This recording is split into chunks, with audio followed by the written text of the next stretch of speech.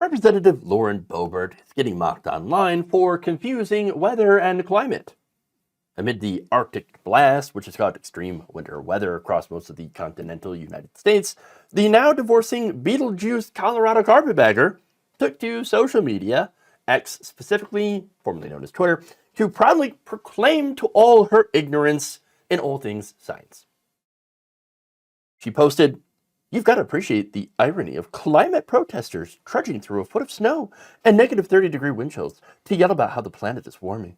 They just don't see it, do they? Checkmate, libs." Now, instead of taking the time to explain how she's wrong scientifically and how warming planet does not mean the planet can't be cold, okay, that certain areas cannot be cold and snow can't happen, I'm going to let NASA do it.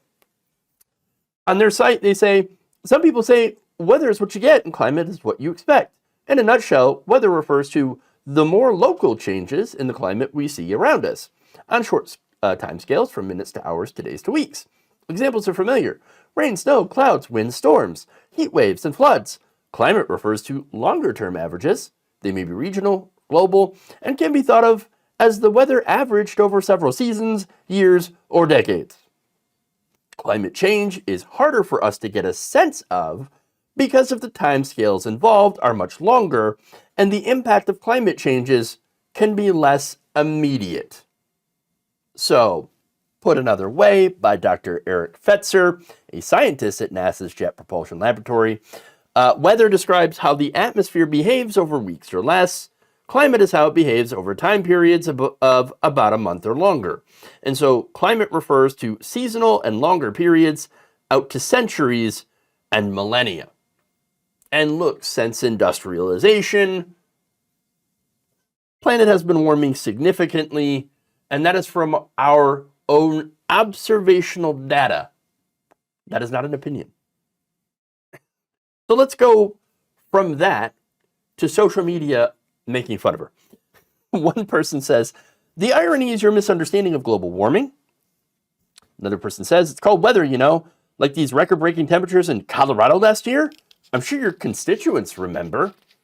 Yes, I'm sure they do. Another person says, "Do we also have to explain that the light on the refrigerator goes off when you close the door?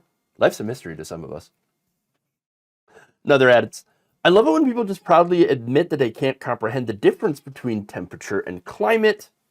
And my favorite, of course, "Just so you know, when someone plays peekaboo with you, they aren't actually disappearing." Good reminder for Lauren Boebert. Now, finally, you had a fan of hers decided to call her out. One person says, "Yeah, no, I love you, Boebert, but globally, 2023 was the hottest recorded year."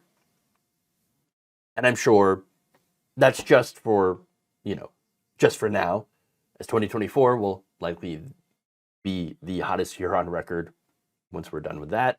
And then 2025, you see, that's kind of the problem here. Every year seems to keep getting warmer and warmer. It's almost as if, something is driving it. Like carbon, fossil fuels, methane, human activity. Yeah, that thing. But look, you can't argue with facts. Lucky for Boebert, she doesn't have to. Because she is paid very, very well to ignore them.